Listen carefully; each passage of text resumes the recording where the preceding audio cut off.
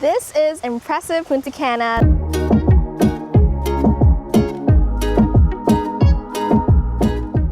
Buenos dias, good morning. I'm gonna take up 30 seconds of your time to thank you for supporting my first YouTube video. You guys really liked that resort review, so of course I had to book another resort to review. Duh! So welcome to Impressive Punta Cana. We are going to walk through everything. We're gonna give you a tour. We're gonna go through pros and cons again. This video isn't sponsored in any way possible, just trying to give you my real opinions for you to make an informed decision. This is my third YouTube video though, so any feedback on pacing and everything is much appreciated. So without further ado, let's go into the layout, the restaurants, the room tour, and the activities. Right from the front, great. It looks amazing. It's really close to the front, so we're gonna see what the indoors look like. This resort has 4 pools, 2 of which are dedicated to the premium guest members, 7 restaurants with a variety of cuisines, 1 coffee shop, and 4 bars open to the public, with a few more being open to premium guest members only. Usually there's a 5 to 10 minute wait, but depending on the time, you can be waiting up to 20 minutes for a drink. I think it's like a dragon fruit. Yeah, it's a dragon fruit skin. Cheers! We're at the front entrance. This is the resort. As soon as you walk in, you have a old-fashioned car greeting you. Some pineapple, lime juice, and some watermelon.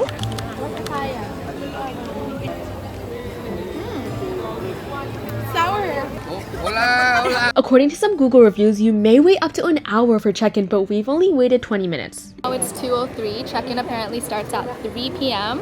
So hopefully we get to eat at the buffet or chill somewhere. Yeah, she's hungry. Oh, big booty. Wow. The room has subtle details that make it feel cozy and comfortable. We are in the washroom. Looks a bit yellow, but it comes with soap. Still trying to learn how to use this camera. Drink, okay. Some towels, a weight, and a hair dryer. And then over here, the toilet, the shower area, conditioning shampoo, and then bath gel, a soap bar. Closets. Oh, it has an umbrella and an iron. This space was definitely enough for us 3 girls. We barely even filled up the closet. Ooh, is this complimentary? Whether your balcony is facing the pool, the waters, or the trees, a great view is guaranteed even if you have a run-of-the-house room. I'm ending the room tour off with this shot from my new drone. Let's switch over to restaurants now. It's an outdoor buffet, so it's a bit humid. Hola! Hola! This buffet is open for breakfast, lunch, and dinner. Lunch and dinner usually look the same. Breakfast is different, but I'll give you a little tour shortly after this. Roasted pumpkin. That looks really good.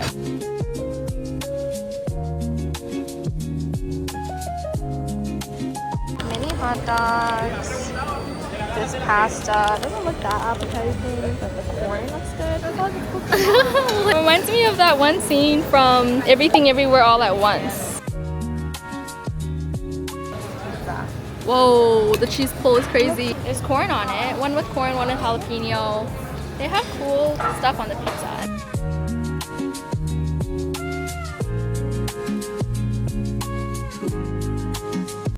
They're calling this pineapple.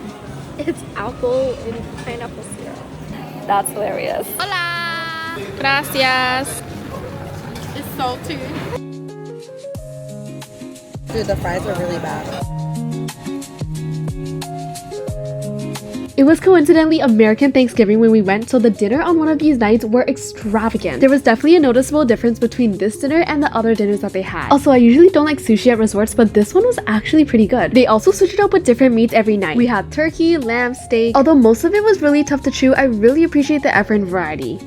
Good morning. We are on our way to have breakfast at the Open Sea Buffet, so I'm gonna show you what's around.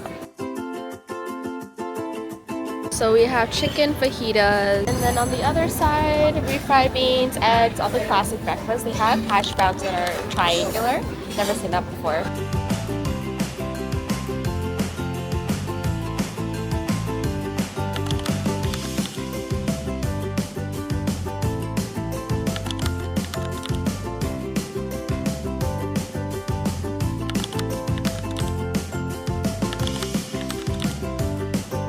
Gracias. On On to the next restaurant, we are going to Alabrije. Most of the restaurants, as you can see, are clustered onto this little corner by the second pool. Oh, all the restaurants are here. So we have Villa Magna. I'm gonna go to there tomorrow. Hola.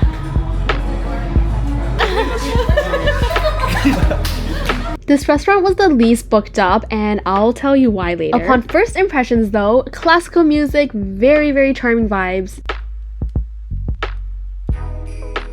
We have the starters, the main course, fish tacos, and chicken fajitas, my favorite. The mains came in pretty modest sizes, so we were able to try a lot of everything. But my favorite was the guacamole, which wasn't even on the menu. The guac is actually perfect. It's like, I like Perfectly seasoned, perfectly lemon. Yeah, literally.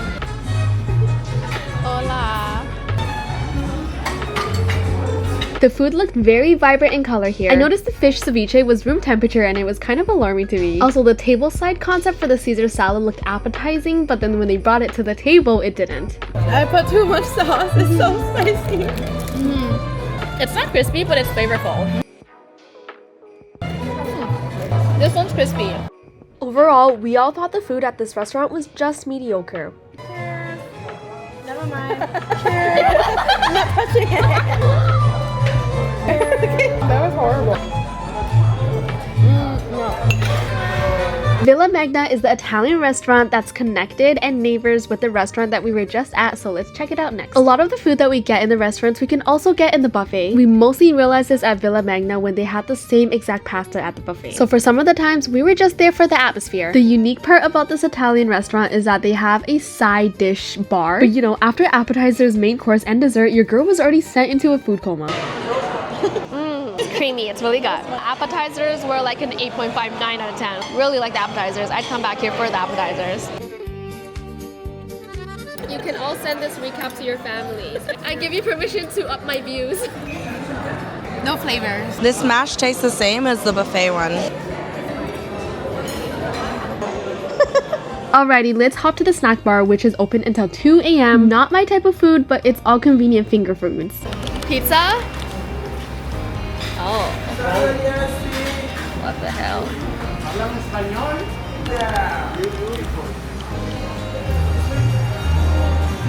At nighttime, the snack bar turns into the tapas restaurant. Now this is my type of food because they're all little portions and you get to try a little bit of everything. They all look very appetizing and most of the taste appetizing too, except for the mussels.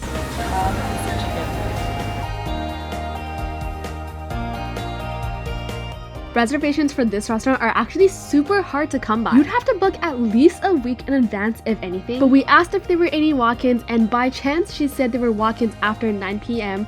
So we tipped her and we came back at 9. So it doesn't hurt to go up to a restaurant and ask if they take walk-in.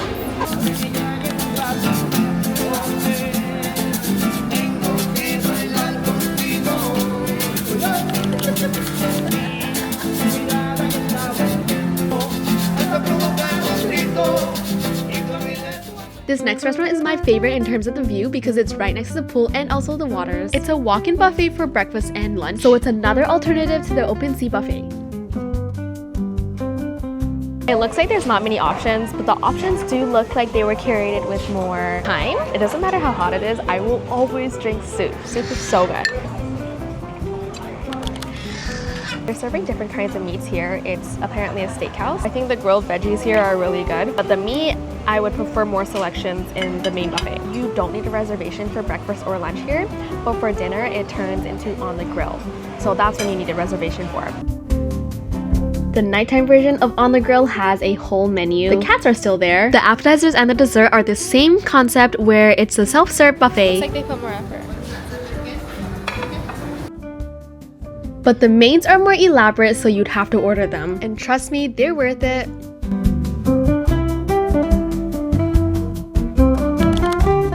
She's full. No. Oh. Wow, yours has an egg inside. Yeah, it does. You want me to open it? 1, 2, 3. Wow. Wow. Won't be performative. Tell us how it's actually. It's salty. Very tender. The ribeye was really good, and the cats were the best addition. Yeah, for entertainment. Okay, on to the next review. Bye! This is their Japanese restaurant where the chef actually cooks in front of you. They replicated this atmosphere pretty accurately, so I'm excited to show you guys the food. The appetizers were off to a great start, but when the mains came, we all agreed that it was fairly salty. The beef is good. We finished off this meal with the fried ice cream. It's fried but not crunchy. Lastly, Olive Tree is a Mediterranean restaurant that's only available for premium members, so we weren't able to experience it, but we saw it from the outside. Now for the layout, this is the road from the lobby. Looks beautiful from here. On the left, we have the Open Sea International Buffet. On the right side, we have the stage, and this is the coffee shop as well. This is where they host the nightly performances. And if you walk straight through the middle, across this bridge, you will get to the main relaxation part, which is all the pools and all the play areas. Let's walk along this strip. Right off the bat, very naturey setting. Feels like you're in the rainforest, but without all the pesky bugs, you know, everything is so nicely groomed. These are some villas that people are staying in. And there's a little playground over there. This is gonna be one of the pools. It's the main pool, and there is a lot of chairs. Mini kiddie pool over here too. You see that tiki hut over there? That's actually a swim up bar, so we're gonna walk around the other side of the pool to experience this. Much needed drink break. Let's check out the other pool now. This one is only a few seconds away from the other one, and all of their phone parties happen here. It's closer to the beach, and when you dine out on the grill, you have this view right next to you. Although one thing to note, there's usually a lineup for this bar, and sometimes it takes up to 20 minutes. This is the view straight from the bar, and since we're already on the beach now, let's transition to the beach and the waters. From first glance, you see a lot of seaweed over here. It does look a bit dirty. On the other side, it's really clean. So behind me, they have a boardwalk where they do morning yoga, sunset yoga, and they have some romantic dinners over there. It's interesting how the seaweed is only on the left side of the boardwalk, but on the right side, it's super clean. We're walking just right on the other side of the bridge. Like 30 seconds. Not even, like 10 seconds. This is the impressive premium suites and the wellness spa.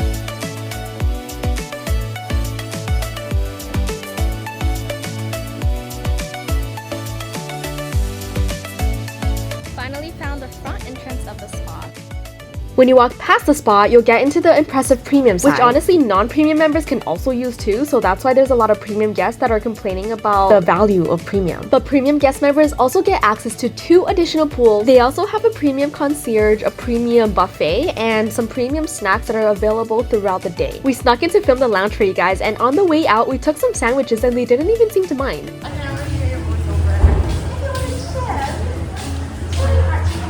Exactly what she said. If you want a gym, it's really hard to find, but it's bigger and more versatile than I thought. And across from the gym is the playroom where they have a PS5 or PS4, I'm not sure the difference, and there's a lot of games loaded on that already. They have some table games such as ping pong, billiards, and some other group activities. Moving on to activities at the resort, there are a lot of souvenir shops in case you want to go shopping, beach volleyball, and this gigantic chess and a ping pong table scattered around the road. They have some foam parties, and it's definitely not like Ryu level where the crowds are rowdy, but it's still pretty fun. There's 2 bachata lessons every day, one on the beach and one by the pool. Some very unique exercise classes that I would have joined if I didn't fall asleep on the beach every day. Also, they had such cool family activities, like who even thought of this? For adults, Opalo Disco opens at 11 p.m. It's mostly bachata music, it's very spacious inside, and they have a bar as well.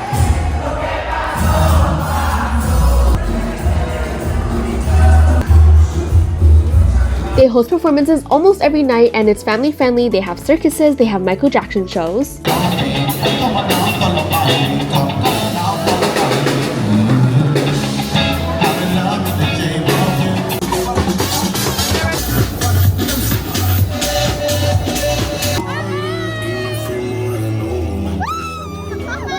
My favorite activity of theirs is this white beach party. I'm not sure how often they do this, and I've never seen this many people at the resort come together and dance. It was such a fascinating experience.